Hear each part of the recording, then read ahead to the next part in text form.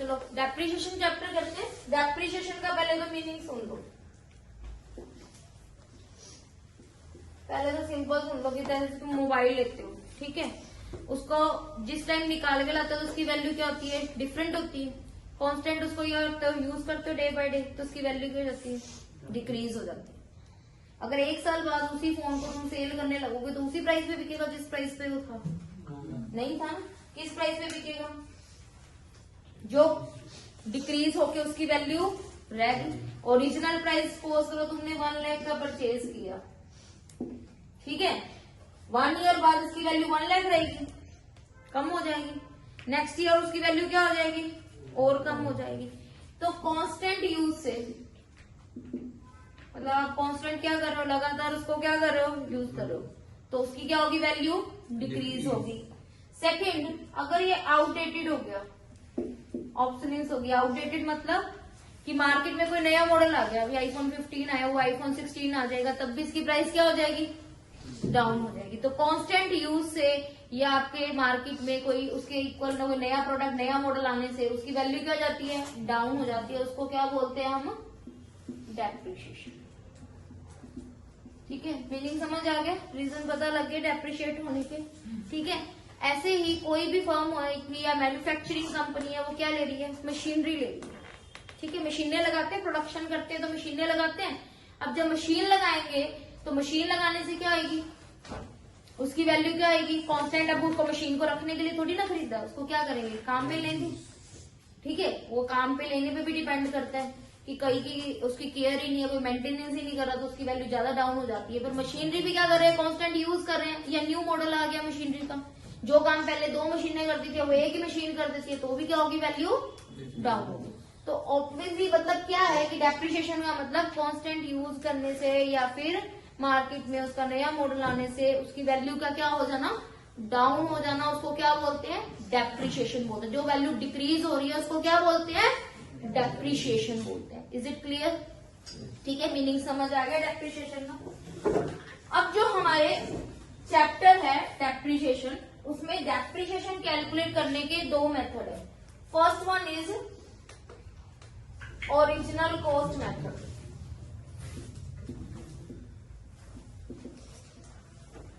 दो मेथड है, one is original cost method, second is return down value method. इसके name है अलग अलग, return down value method. Original cost method को और क्या बोलते हैं, फिक्स्ड इंस्टॉलमेंट मेथड। क्या बोलते हैं, fixed installment. Return down value को एक नाम और बोलते हैं डिमिनिशिंग। मैं तुम्हें समझाऊंगी, तुम्हें ये मतलब भी समझ आ जाएगा, डिमिनिशिंग बैलेंस मेथड। ठीक है, अब है क्या चीज, तुमने आईफोन लिया 1 लाख का लिया, ठीक है, कब लिया, आज क्या डेट है, 30th जनवरी, यस 2024। पहले बीच में ले लेते हैं, फर्स्ट का ले लेते हैं, गलत हो जाएगा फिर थोड़ा इजी हो जाएगा। 1 अप्रैल 2023 ले लेते हैं। 1 अप्रैल 2023 को तुमने क्या लिया, 1 लाख का आईफोन परचेज किया। ठीक है, अगर इस पे डेप्रिसिएशन लग रहा है किस पे, ओरिजिनल कॉस्ट पे। ओरिजिनल कॉस्ट का मतलब कि 1 अप्रैल 23 को तुमने परचेज किया, तो एंड ऑफ द ईयर ये कितना क्या हो गया, डेप्रिशिएट होगा। अब 1 अप्रैल 23 तो इसका फाइनेंशियल ईयर कब क्लोज होएगा, 31 मार्च 2024। इसको बोलते हैं फाइनेंशियल ईयर 23-24। मोस्टली जो हमारी बुक में है ना, इसी ईयर पे बेस है। जैसे तुम्हारे स्कूल का होता है, +1 का हो रहा है, +1 का कौन सा ईयर चल रहा है, 23-24। जो +2 स्टार्ट हो जाएगी वो कब स्टार्ट हो जाएगी, 1 अप्रैल 2024 को, और खत्म कब होगी, 31 मार्च 25। तो तुम्हारी +2 कौन से फाइनेंशियल ईयर, इसको फाइनेंशियल ईयर बोलते हैं, कौन से फाइनेंशियल ईयर में होगी, 24-25। 10th तुम्हारी कौन से फाइनेंशियल ईयर में हुई, 22-23। तो ये फाइनेंशियल ईयर बेस पे क्या बनते हैं, अकाउंट बनते हैं। ठीक है, अब मैं यहाँ बोल रही हूँ कि तुमने पहले फाइनेंशियल ईयर क्लियर हो गए, किसी को डाउट है तो पूछ लो। ठीक है, फाइनेंशियल ईयर का मतलब क्या है, 1 अप्रैल को स्टार्ट होना और 31 मार्च को क्लोज होना, पूरे 12 मंथ का सर्कल हो गया। बट कैलेंडर ईयर कौन सा होता है? जो 1 जनवरी को स्टार्ट होता है और 31 दिसंबर को क्लोज होता है। लेकिन जो हमारा मोस्टली 99%, 1% एक्सेप्शन कई बार आ जाता है कि 1 जनवरी को स्टार्ट हो रहा है और 31 दिसंबर को क्लोज हो रहा है कैलेंडर ईयर बेस्ड ना। पर मोस्टली जो हमारा डेप्रिसिएशन चैप्टर में जो सम्स आते हैं वो किसके बेस पे आते हैं? फाइनेंशियल ईयर बेस पे आते हैं। फाइनेंशियल ईयर बेस का मतलब 1 अप्रैल को स्टार्ट हो रहा है और 31 मार्च को क्लोज हो रहा है। Is it clear? ठीक है, अब हम अपने क्वेश्चन पे आ जाते हैं। हमारा क्वेश्चन क्या था कि 1 अप्रैल 2023 को आपने 1 लाख का मोबाइल लिया, ठीक है। एंड ऑफ द ईयर इसकी वैल्यू क्या होगी? ऑब्वियसली क्या होगी? डेप्रिशिएट होगी। ओरिजिनल कॉस्ट से अगर आपने डेप्रिशिएशन निकालना है, एक फॉर्मूला बना देती हूँ डेप्रिशिएशन कैलकुलेट करने का। फॉर्मूला क्या है?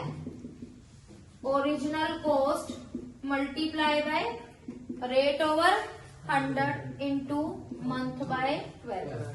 इवन डेप्रिशिएशन जो रिटर्न डाउन वैल्यू से है उसका भी मेथड यही है, return down value into rate over 100 into month by 12। Return down value को बुक वैल्यू भी बोलते हैं, ठीक है। अब इसमें अगर 1 अप्रैल 23 को हमने डेप्रिशिएशन लगाया तो डेप्रिशिएशन कैसे लगेगा? कॉस्ट कितने की है? 1 लाख। जो तुमने आईफोन परचेज किया कितने में परचेज किया? 1 लाख। उसकी ओरिजिनल कॉस्ट कितनी है? 1 lakh into rate over 100। Depreciation rate ले लेते हैं, सपोज कर लेते हैं 10%। 10 ओवर 100। मंथ ओवर 12 का मंथ होता है कितने मंथ आपने इसको क्या किया? यूज किया। कितना मंथ यूज किया? 1 अप्रैल 23 पूरे साल की बिगिनिंग में आपने खरीद लिया और एंड ऑफ द ईयर कब? 31 मार्च तक इसको यूज किया। तो कितने मंथ यूज किया? 12।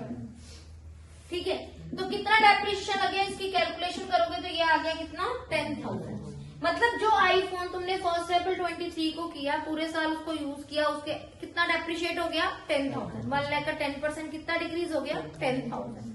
तो एंड ऑफ द ईयर उसकी वैल्यू कितनी रहेगी? शुरू में 1 लाख थी, डेप्रिशिएट होगी कितने की? 10,000। एंड ऑफ द ईयर कितनी रहेगी? 90,000। समझ आ गया? अब सेकेंड ईयर अगर डेप्रिशिएशन लगाना है तो भी किस पे लगाना है? ओरिजिनल कॉस्ट में 1 लाख पे। मतलब ओरिजिनल कॉस्ट मेथड का मतलब क्या है कि जब भी आपने इस फोन पे डेप्रिशिएशन लगाना है किस पे लगाओगे? 1 लाख। चाहे वो 23, 24 हो, चाहे 24, 25 हो, चाहे 25, 26 कोई भी हो। मतलब पहले साल 1 लाख की थी, 10,000 डेप्रिशिएट होगी, कितने की रहेगी? 90,000। नेक्स्ट ईयर अगेन कितनी डेप्रिशिएट होगी? 10,000 की होगी, कितने की रह गया? 80,000। थर्ड ईयर अगेन 10,000 की डेप्रिशिएट होगी, कितने की रहेगी? मतलब हर साल किस पे लगा डेप्रिशिएशन? ओरिजिनल कॉस्ट यानी परचेज प्राइस पे। रिटर्न डाउन वैल्यू में क्या फर्क है? रिटर्न डाउन वैल्यू में पहले साल तो किस पे लगेगा? 1 लाख पे। पहले साल तो किस पे लगेगा? 1 लाख पे। प्रैक्टिकल बाद में करेंगे, सिर्फ इंट्रोडक्शन दे रही हूँ। पहले साल किस पे लगा? 1 लाख पे। 1 लाख पे कितना लग गया? 10,000। कितनी रहेगी end of the year value? 90,000। Second year अब किस पे लगेगा डेप्रिशिएशन? 90,000 पे लगेगा। किस पे लगेगा? 90,000। 90,000 का 10% कितना हो गया? 9,000। तो सेकेंड ईयर कितनी वैल्यू रहेगी? 90,000 बिगिनिंग में थी, 9,000 डिक्रीज हो गई, कितनी रहेगी? 81,000।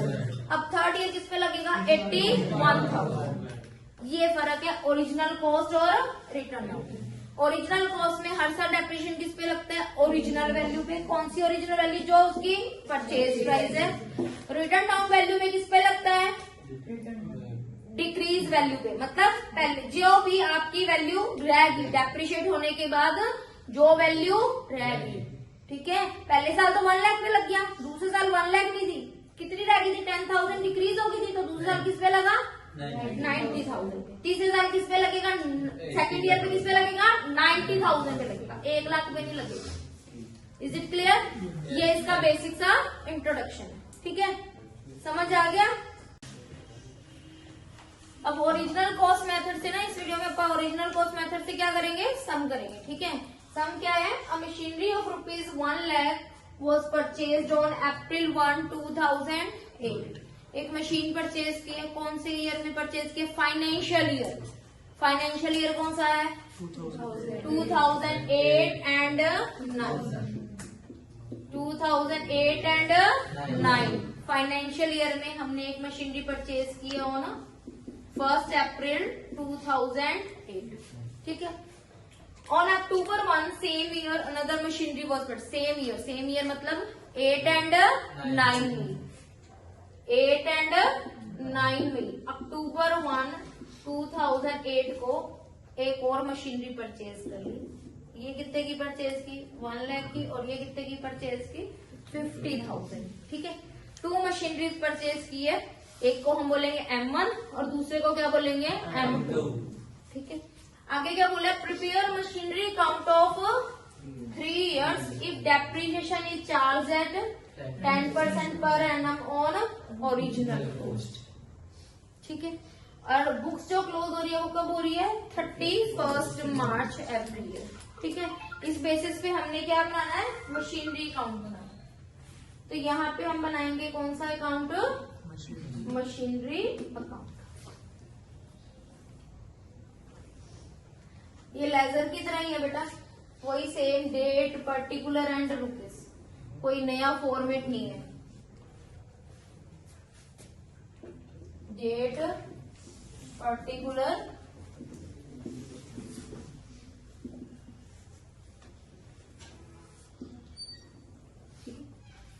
ये डेबिट साइड होती है और ये क्रेडिट साइड, ठीक है।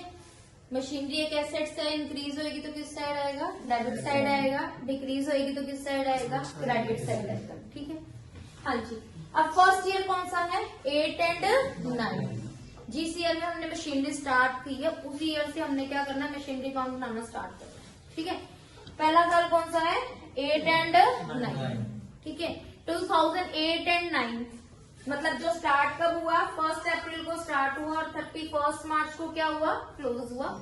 1 अप्रैल, एक तो हमने साल शुरू हुआ तो बिगिनिंग में ही खरीद लिया। सेकंड हमने कब खरीदी? 6 मंथ के बाद, ठीक है। अपना कौन कौन से मंथ आते हैं 8 और 9 में? वैसे इतना डिटेल में होता नहीं, फिर भी बता रही हूँ। 8 के कौन कौन से मंथ आते हैं? 1 अप्रैल टू जो 8 और 9 का सेशन है, इसमें 8 के मंथ कहाँ से स्टार्ट होते हैं? 1 अप्रैल और खत्म कब हो जाते हैं? 31 दिसंबर। मतलब 8 वाले 9 मंथ्स इसी वाले इस फाइल में आते हैं, ठीक है। और 9 वाले कितने मंथ आते हैं? 1 जनवरी टू 31 मार्च। तो 9 के कितने मंथ आ गए? 3 मंथ। अब यहाँ पे जो अप्रैल से लेके दिसंबर वाले 8, 9 वाले और 9 के कितने मंथ आएंगे? 3, ठीक है। 12 मंथ हो गए पूरे। उस मंथ में जो भी परचेज और सेल होगी वो इसी साल आएगी, ठीक है। अब आ रहा है यहाँ पे 2008-9 में एक तो 1 अप्रैल को परचेज की और एक कब की? अक्टूबर 1 में, ठीक है। 2 मशीनरी इंक्रीज हुई है। इंक्रीज हुई है तो किस साइड आएगा? डेबिट साइड आएगा। 2008 एक तो लिख देंगे यहाँ पे अप्रैल 1 को जब भी मशीनरी परचेज करनी है टर्म लिखनी है यहाँ पे 2 बैंक अकाउंट, इधर ब्रैकेट में लिख देंगे M1 यानी मशीनरी 1 कितने की है? फिर यहाँ पे अक्टूबर 1 क्या लिख देंगे? 2 बैंक अकाउंट क्या? M2 कितने की? 15,000, ठीक है। 2 मशीनरी इंक्रीज होगी।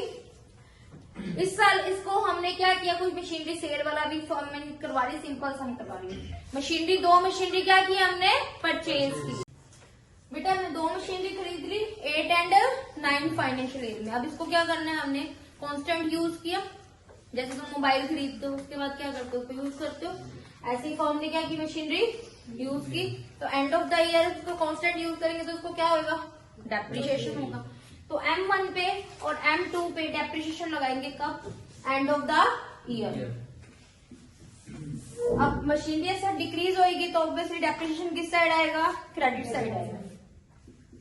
एंड ऑफ द ईयर 2009 मार्च 31 क्या आएगा यहाँ पे? Bye depreciation. 2 मशीनरी दोनों यूज किए, दोनों पे लगेगा M1 M2। अच्छा, डेप्रिसिएशन का फॉर्मूला क्या था?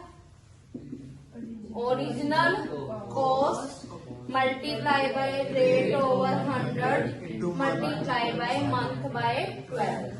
बारी बारी फॉर्मूला लिखने की जरूरत नहीं है, वैसे समझाने के लिए साइड में कर दो। M1 की ओरिजिनल कॉस्ट कितनी है, मल्टीप्लाई बाय क्या है, रेट ओवर 100। रेट कितनी है क्वेश्चन में, 10%। यहाँ पे 12 आना ही आना है, यहाँ पे चेंज होगा, कितने मंथ यूज हुआ है ये, अगर कंफ्यूजन हो तो यहाँ से देख लेना। अप्रैल 1 को ही, अप्रैल 1 से लेके 31 मार्च, पूरे 12 मंथ इसको यूज किया। यहाँ कितने आ जाएंगे, 12। ठीक है, इसका डेप्रिसिएशन आ जाएगा कट कटा के 10,000। अब M2 का original cost of M2, formula देखो, original cost multiply by rate over 100 into month by 12। अब M2 है तो M2 की ओरिजिनल कॉस्ट कितनी, 50,000। रेट कितनी है, यहाँ पे 12 भी आएगा, यहाँ पे आएंगे, उसने कितने मंथ वर्क किया, कब परचेज की थी, अक्टूबर 1 से लेके मार्च 31, कितने मंथ हुआ, 6 मंथ। इसका जो डेप्रिसिएशन आएगा ये आएगा 2500। टोटल डेप्रिसिएशन कितना हो गया, M1 का 10,000, M2 का कितना आ गया 12,500। ठीक है, clear. End of the year, उसके बाद क्या लिखेंगे यहाँ पे 2009 सेम डेट को, मार्च 31 को, बाय बैलेंस। लेजर बनाए थे ना, लेजर में जिस साइड डिफरेंस होता है उस साइड क्या लिख देते हैं हम, बैलेंस। ठीक है, यहाँ पे इसका बैलेंस किस साइड आएगा, क्रेडिट साइड। बैलेंस का मतलब क्या होता है वैसे, कि आपकी M1 M2 कितने की रह गई, तो यहाँ पे बैलेंस भी किसका लिखना है, M1 M2। M1 कितने की थी शुरू में, 1 लाख। 1 लाख में से कितने की डेप्रिशिएट होगी, 10,000। तो 1 लाख की थी स्टार्टिंग में, 10,000 की क्या हो गई, डेप्रिशिएट होगी, कितने की रहेगी, M2 कितने की थी, कितने की डेप्रिशिएट होगी, ये कितने की रहेगी, 47,500। ये आ गया 1,37,500। ये फर्स्ट ईयर आपका कंप्लीट होगा। इस साइड का टोटल आ गया 1,50,000, इस साइड का टोटल भी 1,50,000 आ जाएगा। ठीक है, ये फर्स्ट ईयर है। फर्स्ट ईयर में हमने 2 मशीनरी परचेज की, यहाँ क्या लिखा, जिस डेट को परचेज की 2 बैंक 2 ईयर को होगी। कांस्टेंट यूज की, एंड ऑफ द वैल्यू क्या होगी, डेप्रिशिएट होगी, डेप्रिशिएशन लिखती है, डेप्रिशिएशन इसी साइड आएगा, परचेज हमेशा इसी साइड जाएगी, क्योंकि मशीनरी इंक्रीज होती है, परचेज करती है तो डेबिट ही होगी, डिक्रीज होगी तो वो क्रेडिट ही होगी। ठीक है, end of the year balance आपने कैलकुलेट करना है। डेप्रिशिएशन का फॉर्मूला यही वाला फॉर्मूला लगाना है। ठीक है, हाँ जी। अब ये बैलेंस क्या हो जाएगा, फॉरवर्ड हो जाएगा, यहाँ पे ये टोटल के नीचे करना है 2009। अब ये पहला फाइनेंशियल ईयर कौन सा था, 8-9। सेकेंड फाइनेंशियल कौन सा है, 9-10। 2009 अप्रैल 1, यहाँ डेट क्या आएगी, अप्रैल 1। जैसे मैंने तुम्हें स्कूल का बताया था ना कि 23-24 यानी मार्च 31 को क्लोज होएगा, +2 कब स्टार्ट हो जाएगी, अप्रैल 1। ठीक है, ऐसे 8-9। नेक्स्ट कौन सा आएगा, अप्रैल 1-9 को क्या हो जाएगा, स्टार्ट हो जाएगा। यहाँ क्या लिखोगे, टू बैलेंस ब्रॉट डाउन। ठीक है, किसका बैलेंस है यहाँ पे, M1 M2, ये वाला बैलेंस। M1 का कितना है, 90,000। M2 का कितना है, 47,500। ठीक है, समझ आ गया। ठीक है, अब यहाँ पे क्वेश्चन में मैंने कहीं नहीं लिखा कि 9-10 में मैंने कोई और मशीनरी परचेज किया है, कोई मशीनरी परचेज नहीं की, तो कोई परचेज नहीं की तो मैंने यहाँ पे 2 बैंक नहीं लिखना, अगर परचेज की होती तो लिख देते। ठीक है, अब इसको कॉन्स्टेंट यूज किया, एंड ऑफ द ईयर क्या लगाएंगे, 2010। इसका टोटल रहेगा, टोटल आ गया 1,37,500। अब end of the year, and कब होएगा, 2010 मार्च 31। अगेन क्या लगाएंगे, बाय डेप्रिशिएशन। डेप्रिशिएशन किस पे लगेगा, 2 मशीनें, M1 M2। अब यहाँ पे कंफ्यूज नहीं होना, यहाँ पे नहीं लगाना, इस वैल्यू पे नहीं लगाना। मेथड कौन सा है, ओरिजिनल कॉस्ट। ओरिजिनल कॉस्ट का फॉर्मूला क्या है, original cost into rate over 100 into month by 12। तो M1 की ओरिजिनल कॉस्ट है, M1 की ओरिजिनल कॉस्ट कितनी है, 1 लाख। तो यहाँ पे क्या लिखना है, 1 lakh into rate over 100। Rate कितनी है, यहाँ पे 12 आना ही आना है। ये चेंज होंगे, अगर होंगे तो कैसे होंगे, अब ये चेंज होंगे, हो भी सकते हैं और नहीं भी हो सकते। चेंज वैसे किस ईयर होते हैं, जिस ईयर परचेज करते हैं या फिर क्या करते हैं हम, सेल। उसी ईयर कम होते हैं, अदरवाइज हम पूरा पूरा साल यूज करते हैं। अब अगर कंफ्यूजन हो तो यहाँ से देख लेना। अप्रैल 1 को बैलेंस है ना M1 का, अप्रैल 1 टू 31 कितने मंथ यूज हुई, कितना डेप्रिशिएशन आ गया।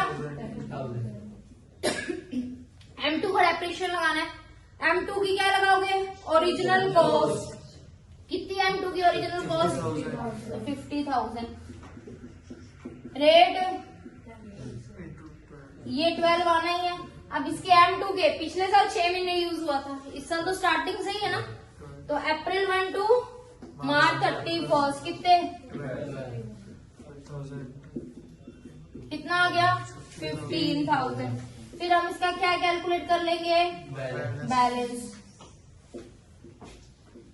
M1 M2 बैलेंस कैसे कैलकुलेट करोगे, M1 यहाँ पे कितने का है, 90,000। 90,000 में से कितना डेप्रिशिएट हो गया, 10,000।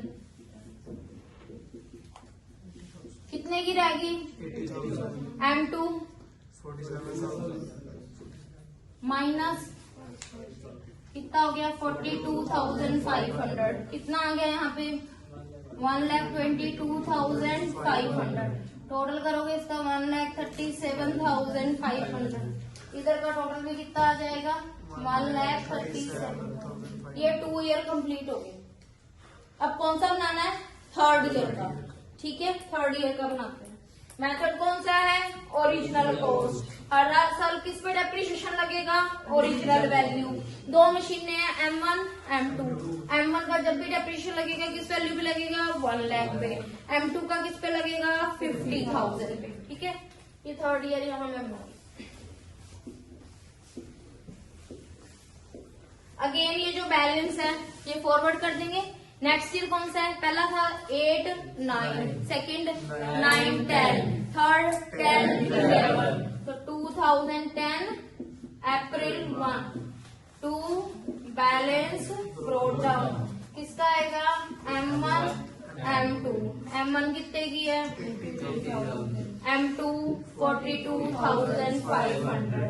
टोटल आ गया 1,22,500। ठीक है, 10 में चल रहा है, कुछ परचेज तो किया नहीं, तो end of the year depreciation and balance.